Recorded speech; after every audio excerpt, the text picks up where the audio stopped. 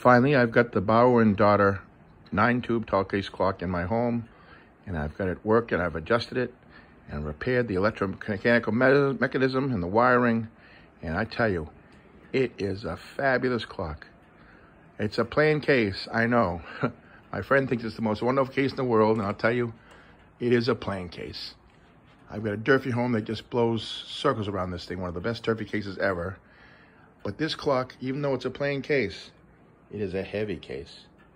That bottom there is literally like 5 inches thick of wood, or so it appears. We had it apart. Yep, it's 3 or 4 inches thick wood, and it weighs so much. The pillows are extra beefy, but the look of this case is not what makes this clock special. By all means, it's nothing to do with this clock. What it is, it's a 9-tube tall clock that runs with one single weight. And it's also got an electromechanical assist wind, which I'll show you here. There's our motor, which is really nice cyberpunk looking motor. Brass, and there's the wires wrapped up in the, slide in those brass shrouds, and it comes out the back. You've got this kind of a funky little piece of wire here with the old interesting wire, original wire in it.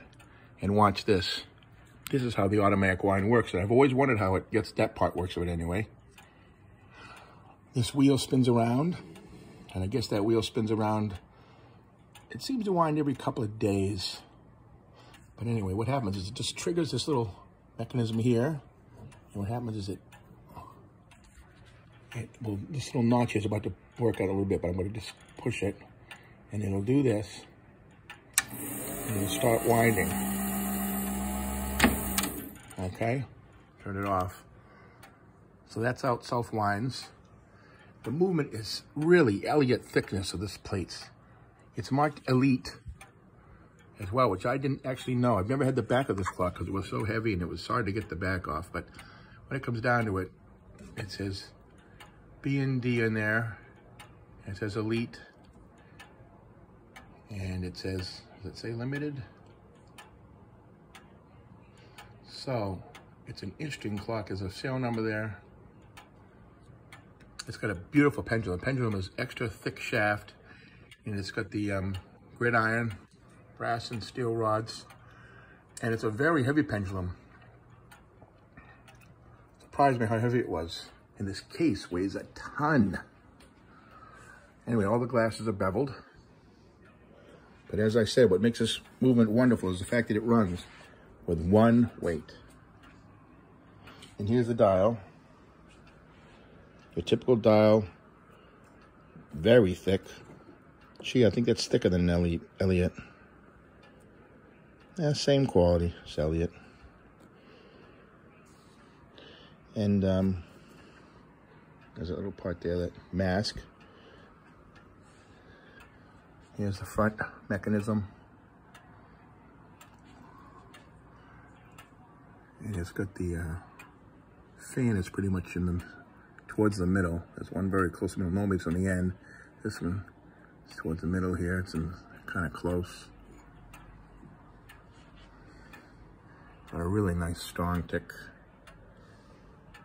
And the pendulum I show you, it's very thick rods. It's quite lovely. Almost like scientific.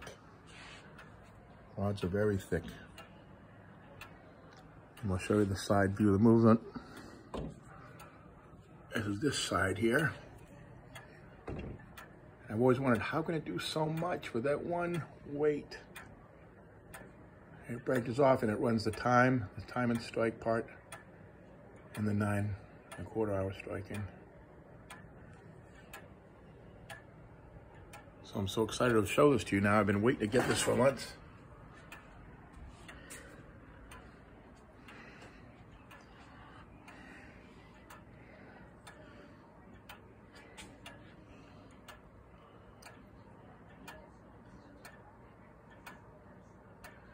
Deal.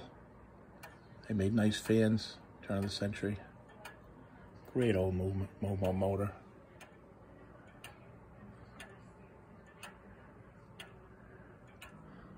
So as I used to tell people, I says, what's better, this Durfee here or this simple 9-tube clock here with a plain case, and people say, of course, they're Durfee, but believe me, this is a lot rarer.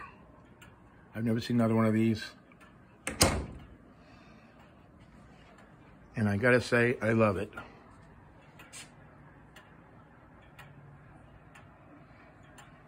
I sold to a friend of mine not long ago. He'd been promising to sell them for years. And now it's my place running. I'm kind of sad I did, but it's all right. Fabulous piece. Hope you enjoyed seeing it.